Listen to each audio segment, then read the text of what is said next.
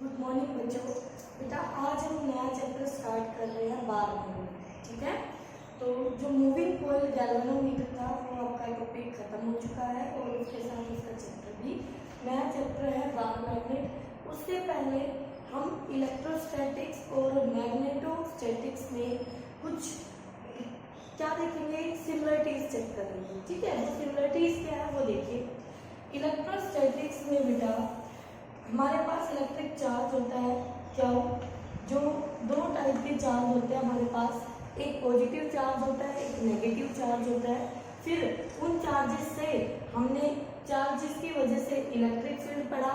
उन चार्जेस के two equal and opposite charges separated by some distance हमने dipole moment पढ़ा, इलेक्ट्रिक डाइपोल मोमेंट। उसके बाद एक टर्म आई थी हमारे पास force constant, electrostatic force constant के 1/4 पाई एप्सिलॉन नॉट जिसकी वैल्यू थी, और एप्सिलॉन नॉट इलेक्ट्रिकल परमिटिविटी थी मीडियम की बेटा, ठीक है।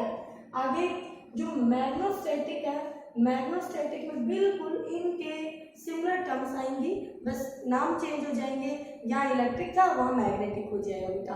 जैसे 11th क्लास में हम लीनियर टर्म पढ़ते हैं, फिर उनकी सिमिलर टर्म एंगुलर टर्म पढ़ते हैं, वैसे ही यहाँ पर है बेटा।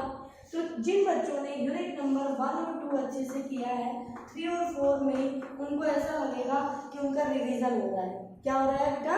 रिवीजन हो रहा है, क्योंकि वहां पर आप इलेक्ट्रिक फील्ड निकालते थे, यहाँ मैग्नेटिक फील्ड निकालेंगे। इलेक्ट्रिक डाइपोल मोमेंट की डिस्कस किया था, यहाँ मैग्नेटिक डाइपोल मोमेंट डिस्कस करेंगे। तो बिल्कुल सिमिलर वे में चलेगा बेटा, ठीक है। तो देखिए यहाँ पर इलेक्ट्रिक चार्ज, तो यहाँ आ गई है पोल स्ट्रैंड। एक बार मैग्नेट होती है, ऐसी बार मैग्नेट होती है, रेक्टेंगुलर बार मैग्नेट। तो बार मैग्नेट के दो एंड होते हैं, तो उसके दो पोल होते हैं बेटा। एक नॉर्थ पोल होता है, एक साउथ पोल होता है। नॉर्थ पोल को हम पॉजिटिव चार्ज की तरह मानते हैं, साउथ पोल को हम नेगेटिव चार्ज की तरह मानते हैं। यानी कि नॉर्थ पोल पॉजिटिव चार्ज का रोल प्ले करता है और साउथ पोल नेगेटिव चार्ज वाला रोल प्ले करता है। तो इलेक्ट्रिक में आपने डाइपोल मोमेंट जो P equal to Q into 2a लिया था, उसकी जो डायरेक्शन आई थी, क्या आपने नेगेटिव चार्ज को पॉजिटिव चार्ज बताई थी बेटा? बिल्कुल मैम, ये बताई थी साइन कन्वेंशन से। तो यहाँ पर नेगेटिव चार्ज को रिप्लेस कौन कर रहा है, मतलब उसका रोल कौन दिखा रहा है? South pole. तो यहाँ मैग्नेटिक मोमेंट की डायरेक्शन क्या बताई थी हमने? South to north pole. बोलो बेटा, जहाँ पे यूनिट पॉजिटिव चार्ज मान रहे थे, यहाँ पे नॉर्थ पोल मान के सारी चीजों को हम डिस्कस करेंगे। चले आगे देखिए, मैग्नेटिक फील्ड इलेक्ट्रिक फील्ड के सिमिलर आया है। Magnetic field electric dipole moment की जगह आपका similar term magnetic dipole moment आया है। अब एक फॉर्मूला आपने ये पढ़ा था मैग्नेटिक डाइपोल मोमेंट का, MIA। ये तब है बेटा जब किसी लूप में आई करंट दौड़ रहा है, जब किसी लूप में आई करंट दौड़ रहा है और उसका एरिया A है और करंट I है, तो ये उसका मैग्नेटिक मोमेंट है। और N यहाँ पर नंबर ऑफ टर्न्स आ जाती है। N यहाँ पर क्या है? Number of turns. लेकिन ये फॉर्मूला कब है हमारा? ये फॉर्मूला हमारा तब है जब हमारे पास कोई बार मैग्नेट है। ऐसे कोई मैग्नेट है, उसके दो पोल है, एक नॉर्थ पोल है, एक साउथ पोल है, ठीक है बेटा। तो उसका डाइपोल मोमेंट M क्या होगा? इसकी पोल स्ट्रेंथ M है बेटा, इस पोल की पोल स्ट्रेंथ M है, जिसको स्मॉल m से रिप्रेजेंट कर रहे हैं। Magnetic moment equal to pole strength either कोई सी भी इनटू डिस्टेंस बिटवीन देम। 2 है तो 2a ले लो, अगर L से रिप्रेजेंट कर रहे हो तो L ले लो बेटा, कुछ भी लिख लो, तो डिस्टेंस है इनके बीच का। 2L लिखना चाहो तो 2L लिख लो, जो आप इनके बीच का सेपरेशन डिस्टेंस लेते हैं वो डिस्टेंस आ जाए, ठीक है। तो ये होती है आपकी magnetic moment. Okay, pole strength जो है उसकी यूनिट क्या आएगी बच्चों? मैग्नेटिक मोमेंट की यूनिट यहाँ से पढ़ी थी आपने, करंट की यूनिट एम्पियर, एरिया की यूनिट मीटर स्क्वायर, ठीक है। मैग्नेटिक मोमेंट क्या है? इनटू में यहाँ पोल स्ट्रेंथ के इनटू में यहाँ डिस्टेंस है, यानी मीटर है, तो मीटर से डिवाइड। तो यहाँ पे जो पोल स्ट्रेंथ M की यूनिट क्या आ गई हमारे पास? हमारे पास आ गई एम्पियर मीटर। क्या आ गई बच्चों? Ampere metre. तो यहाँ से पोल स्ट्रेंथ की यूनिट भी आप कैलकुलेट कर सकते हैं। ओके बेटा। उसके बाद है ये मीडियम के लिए जो आपका कोफिशिएंट आता है यहाँ, ये इलेक्ट्रोस्टैटिक्स में आता है और ये आपका मैग्नेटोस्टैटिक्स में आता है। ठीक है बेटा, तो ये तो सारी वो टर्म्स थी जो आगे हमारे आने वाली है। तो पहले हमने पहले पढ़ी हुई टर्म्स से उनको क्या कर लिया है, कंपेयर कर लिया है, जिससे बहुत सारी चीजें आसान होने वाली है। ठीक है, तो चलिए आगे देखिए आप, हम स्टार्ट करेंगे। सबसे पहले हम बात करेंगे मैग्नेटिक डाइपोल कि मैग्नेटिक डाइपोल क्या होता है। जैसे इलेक्ट्रिक डाइपोल एक सिस्टम होता है, वैसे ही मैग्नेटिक डाइपोल भी एक सिस्टम होता है। Magnetic dipole, magnetic dipole, electric dipole क्या बताते थे आप, दो चार्ज है, माइनस क्यू प्लस क्यू। ठीक है, वो उन दोनों को 2a डिस्टेंस सेपरेट रखा हुआ है। तो ये क्या था हमारे इलेक्ट्रिक डाइपोल, क्या था बेटा, ये रिवीजन भी हो रहा है आपके साथ के साथ, इलेक्ट्रिक डाइपोल। ठीक है, और मैग्नेटिक डाइपोल में क्या हो जाएगा, मैग्नेटिक डाइपोल में क्या होगा, हमारे पास दो पोल होंगे, दो पोल होंगे जिनकी इक्वल पोल स्ट्रेंथ, जिनकी पोल स्ट्रेंथ क्या होगी बच्चों, इक्वल। ठीक है, वो क्या बनाएगा हमारे पास, मैग्नेटिक डाइपोल। तो हमारे पास दो अपोजिट पोल होंगे, two pole, two opposite pole, two opposite pole having equal pole strength. ठीक है, यानी एक साउथ पोल होगा, एक नॉर्थ पोल होगा, ये दो अपोजिट पोल होंगे। ठीक है, तो यहाँ पर इन दोनों पोल के बीच में क्या होता है, अट्रैक्शन। नॉर्थ पोल को क्या करेगा, रिपेल। साउथ पोल को क्या करेगा, रिपेल। लेकिन नॉर्थ साउथ को क्या करेगा, अट्रैक्ट। तो ये अपोजिट पोल्स हो गए ना, तो two opposite poles have equal pole strength, वो हमें क्या बना के देंगे, एक मैग्नेटिक डाइपोल बना के देंगे। तो इसके एग्जाम्पल क्या है हमारे पास, बहुत सारे एग्जाम्पल है बेटा। एक करंट कैरिंग लूप, इसका मैग्नेटिक मोमेंट पढ़ा था ना आपने, बिल्कुल पढ़ा था मैं, अभी तो आपने लिखा था M = NIA, ये मैग्नेटिक मोमेंट लिखा था हमने। तो यहाँ पे कैसे ये एक बार मैग्नेट बनेगा, इसका मैग्नेटिक, ये मैग्नेटिक डाइपोल कैसे होगा, बार मैग्नेट की तरह क्यों बिहेव करेगा। देखो ये करंट कैरिंग लूप ले लिया आपने, तो यहाँ ये करंट घूम रहा है, करंट की डायरेक्शन क्या है बेटा, anti clockwise. Anti clockwise sense क्या आ रही है, एन की आ रही है, एन की आ रही है। तो ये हमें कौन सा पोल दिखेगा, नॉर्थ पोल। और जो हमें नहीं दिख रहा, बैक साइड में जो चला गया, वो कौन सा बनेगा, मतलब जब इसकी बैक साइड घुमाऊंगी तो क्या वो फिगर ऐसे बनेगी, ये करंट अब ऐसे घूम रहा है, उधर से देखूंगी तो यही करंट ऐसे घूमेगा। बोलो बेटा, तो ये कैसे घूम रहा है, क्लॉकवाइज।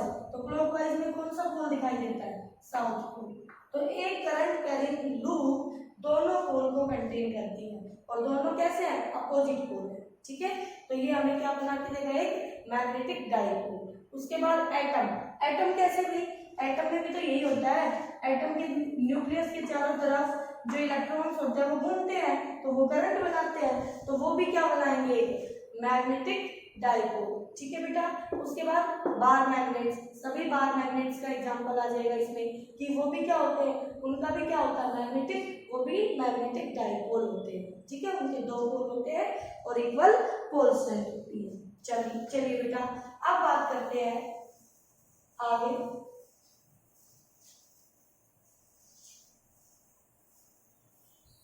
मैग्नेटिक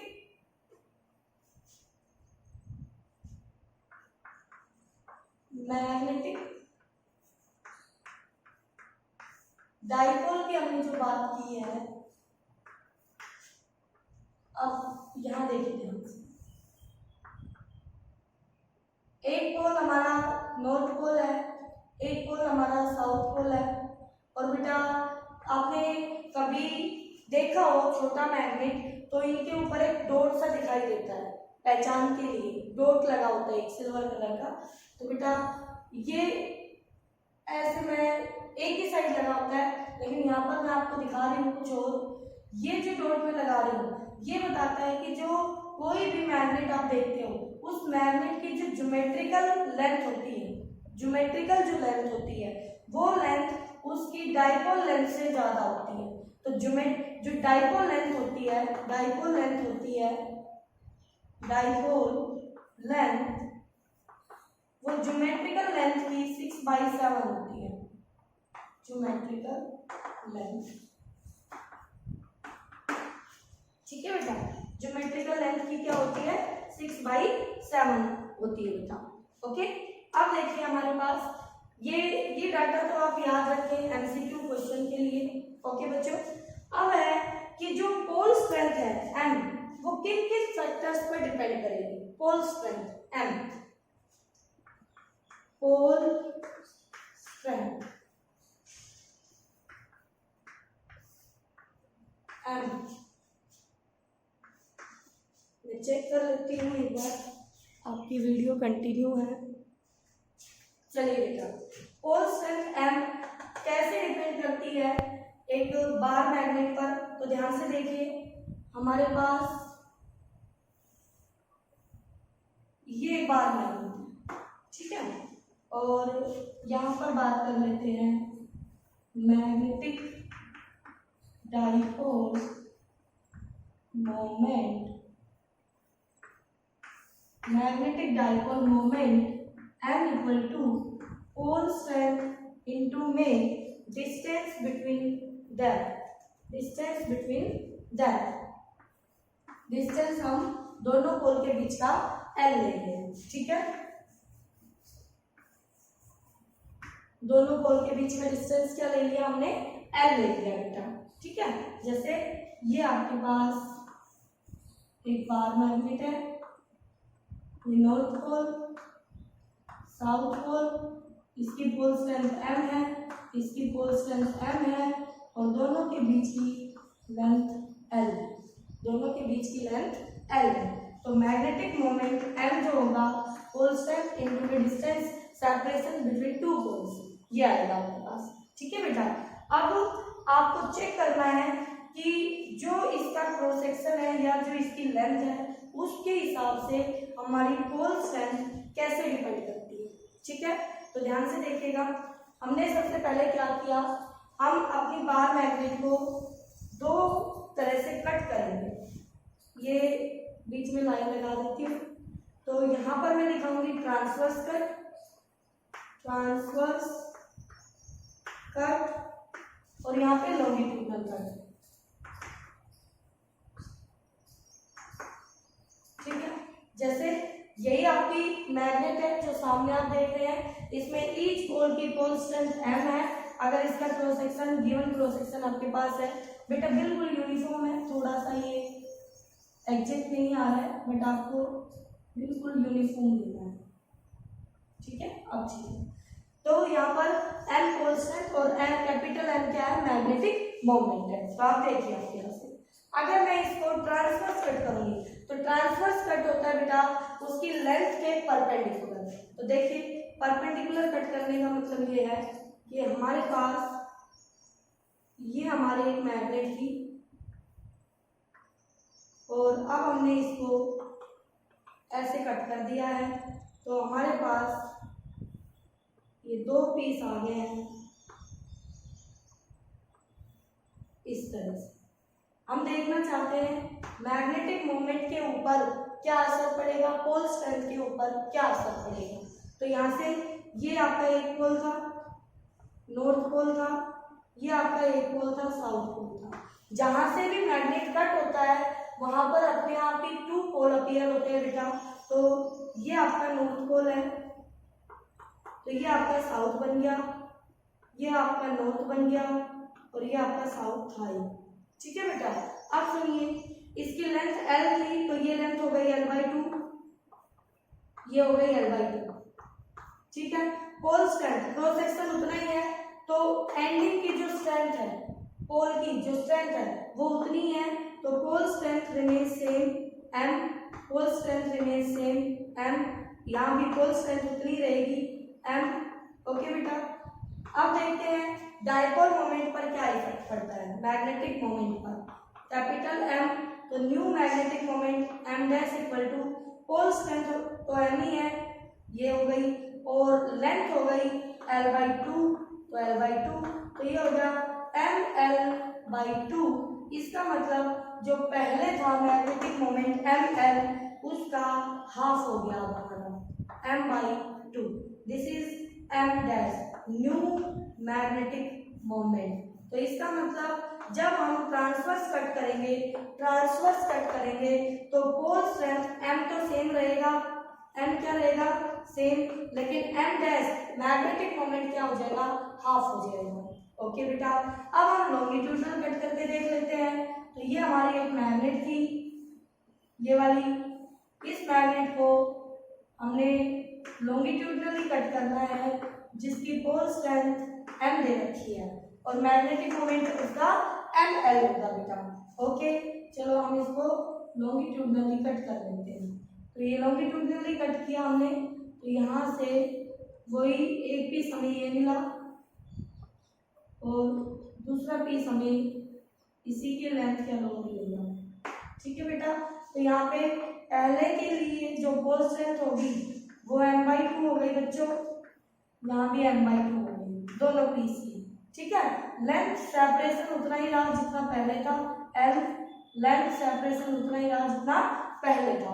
तो magnetic moment, new magnetic moment m dash equal to, तो पोल स्ट्रेंथ हो गई है हाफ, एक पीस की चेक कर रहे हो आप, और लेंथ इसकी l है, तो यहाँ फिर से ml/2, और ml क्या है हमारा, ओरिजिनल मैग्नेटिक मोमेंट है, तो यानी m/2 हो गया, m/2 हो गया। तो न्यू मैग्नेटिक मोमेंट अब भी फिर से हाफ आया है, जैसे पहले आया उसी तरह से यहाँ भी हाफ आ गया, लेकिन इस केस में m चेंज हो गया और m डैश तो चेंज होना ही था, ऑल्सो चेंज, बट इस केस में आपका m सेम रहा था, ओनली m डैश चेंज हुआ था, ओनली मैग्नेटिक मोमेंट चेंज हुआ था, पोल स्ट्रेंथ नहीं थी। तो बेटा यहाँ पर दो वे है आपके पास, अगर आप किसी बार मैग्नेट का मैग्नेटिक मोमेंट चेंज करना चाहते हो और आप नहीं चाहते कि उसकी पोल स्ट्रेंथ पर कोई असर पड़े, तो आपको कौन सा प्रीफर करना होगा, ट्रांसवर्स कट। अगर आप चाहते हो कि पोल स्ट्रेंथ भी घट जाए, तो आपको कौन सा प्रीफर करना होगा, लॉन्गिट्यूडनल कट। ठीक है, तो ये दोनों कट है जो इसकी पोल स्ट्रेंथ पर कैसे अफेक्ट करते हैं, मैग्नेटिक मोमेंट को कैसे अफेक्ट करते हैं, वो हमने इसमें सीखा। ओके, एक छोटा सा क्वेश्चन देख लीजिए जो आपका मैग्नेटिक डायपोल मोमेंट के ऊपर बेस्ड है, कैसे क्या बता रहा है इसमें। क्वेश्चन में दिया हुआ है बेटा कि एक स्टील की वायर है, मैग्नेटाइज्ड वायर, जिसकी लेंथ जो है, उसकी लेंथ दे रखी है 31.4 सेंटीमीटर लॉन्ग, इतनी लंबी उसकी लेंथ है, और कहता है हैविंग पोल स्ट्रेंथ 2, उसकी पोल स्ट्रेंथ यानी कि ये तो L दे दिया वायर का, और पोल स्ट्रेंथ उसकी दे दी हमें 2 एम्पियर मीटर। ओके बेटा, यूनिट आपने सीख ली अच्छे से, 2 एम्पियर मीटर। उसके बाद कहता है is bent into semi circle, और उसको सेमी सर्कल में बेंड कर दिया है बिल्कुल। Find out dipole moment of system, तो हमें वो सिस्टम का m फाइंड आउट करना है, डायपोल मोमेंट फाइंड आउट करना है। तो हम करें, हमने इसको सेमी सर्कल में बेंड कर दिया है, देखो इस तरह से। तो ये एक वायर थी, ठीक है, और ये इसकी पोल स्ट्रेंथ m है। ओके, और ये इसका सेंटर है, ये रेडियस है r। ओके बेटा, ठीक है। तो सेमी सर्कल जो ये लेंथ है, ये जो लेंथ है, ये वाली लेंथ, तो ये लेंथ हमारे पास कितनी है, पूरा सर्कल होता है 2πr, तो ये लेंथ कितनी हो गई, πr, और ये हमें दे रखी है 31.4 सेंटीमीटर।